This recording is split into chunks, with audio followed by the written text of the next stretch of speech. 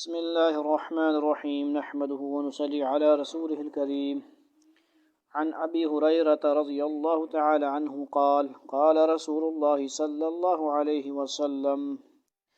رب صائم ليس له من صيامه إلا الجوع ورب قائم ليس له من قيامه إلا السهر رواه ابن ماجہ واللفظ له والنسائی وابن خزیمہ فی صحیحہ والحاکم وقال على شرط البخاری ذکر لفظهما المنذری فی الترغیب بمعناه۔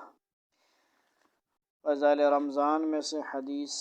سماعت فرمائیں جی۔ حضور صلی اللہ علیہ وسلم کا ارشاد ہے کہ بہت سے روزے رکھنے والے ایسے ہیں کہ ان کو روزہ کے ثمرات میں یعنی روزہ کے جو فائدہ ہے فضائل ہیں اس میں بجز بھوکا رہنے کے کچھ بھی حاصل نہیں، اور بہت سے شب بیدار ایسے ہیں کہ ان کو رات کے جاگنے کی مشقت کے سوا کچھ بھی نہ ملا۔ علماء کے اس حدیث کی شرح میں چند اقوال ہیں، یعنی یہ حدیث اس سے کیا مراد ہے، ان میں کون کون لوگ مراد ہیں۔ اس میں فرماتے ہیں کہ اول یہ کہ اس سے وہ شخص مراد ہے جو دن بھر روزہ رکھ کر مال حرام سے افطار کرتا ہے، یعنی مال حرام سے ہی افطاری کرے، سحری کرے، یا دن کو روزہ رکھا بھوکا پیاسا رہا اور افطار کس سے کیا، حرام مال سے، بینک سے، یا کوئی بھی حرام مال ہے جو ناجائز کام ہے، کہ جتنا ثواب روزہ کا ہوا تھا اس سے زیادہ گناہ حرام مال کھانے کا ہو گیا، اور دن بھر بھوکا رہنے کے سوا کچھ نہ ملا۔ ٹھیک ہے جی، اس کو تو اس سر سے ٹل گیا روزہ، ٹھیک ہے، رمضان کا روزہ قضا تو نہیں کرے گا لیکن کیا ہوگا، اس کا ثواب کوئی نہیں، فائدہ کوئی نہیں، کیونکہ وہ اللہ کا حکم ایک مان رہا ہے اور دوسرا بڑا حکم چھوڑ رہا ہے۔ اللہ کا حکم یہ بھی ہے روزے رکھو، نماز پڑھو، اور یہ بھی حکم ہے کہ حرام سے کیا کرو، بچو، حلال کماؤ، حلال بہت سے ذرائع ہیں۔ دوسرے وہ کون مراد ہو سکتے ہیں؟ دوسرے یہ کہ وہ شخص مراد ہے جو روزہ رکھتا ہے لیکن غیبت میں بھی مبتلا رہتا ہے۔ ٹھیک ہے جی، یہاں کھیلتے ہوئے ایک دوسرے کی غیبت چغلی کر دی، گالیاں نکال دی، رمضان میں بھی سننے کو مل رہی ہیں، اللہ معاف فرمائے، گالیاں نکال رہے ہیں بچے بڑے چھوٹے، اور کھیلوں میں لگے ہوئے ہیں، ٹھیک ہے، جس کا بیان آ گیا۔ تیسرا قول، پہلا قول کیا ہے، حرام مال سے افطاری شاری کر، دوسرا کیا ہے، غیبت شیبت کرے، تیسرا قول یہ ہے کہ روزہ کے اندر گناہ وغیرہ سے احتراز نہیں کرتا، اسی طرح لگا ہوا جس طرح نارمل 11 مہینے میں زندگی گزر رہی تھی، کھانا پینا، عیاشی، لوفریاں کرنا، آگے پیچھے بغیر مقصد کے پھرنا، بغیر آنا جانا اور شیڈول کے بغیر زندگی گزارنا، اسی طرح رمضان میں بھی اسی طرح گزار رہا ہے، اس پہ کوئی جوں نہیں رینگ رہی، اس کو اثر نہیں ہو رہا کہ رمضان کا اتنا بابرکت اور عظیم مہینہ آ گیا ہے، بلکہ لوگ اس میں گناہوں میں اور کمائی کے اندر لگے ہوئے ہیں کہ بھائی چلو بھائی سیزن سردیوں کے آ گیا، کپڑوں کا آ گیا، پھلوں والوں کا سیزن کے آ گیا، سب کے وہ سیزن کی پڑی ہوئی، کمائی کی پڑی ہوئی ہے، جبکہ یہ سیزن کیا ہے، نیکیوں کا سیزن ہے، کیا ہے، نیکیوں کا سیزن ہے، نیکی کمانے کا سیزن ہے، مہینہ ہے۔ کیوں کہ پہلے حدیث میں حضرت سلمان رضی اللہ کی حدیث میں کیا ہے، ایک جو نفل ہے اس کا برابر فرضوں کے برابر ثواب ہے، کیا ہے، 2 فرض آپ نے پڑھیں تو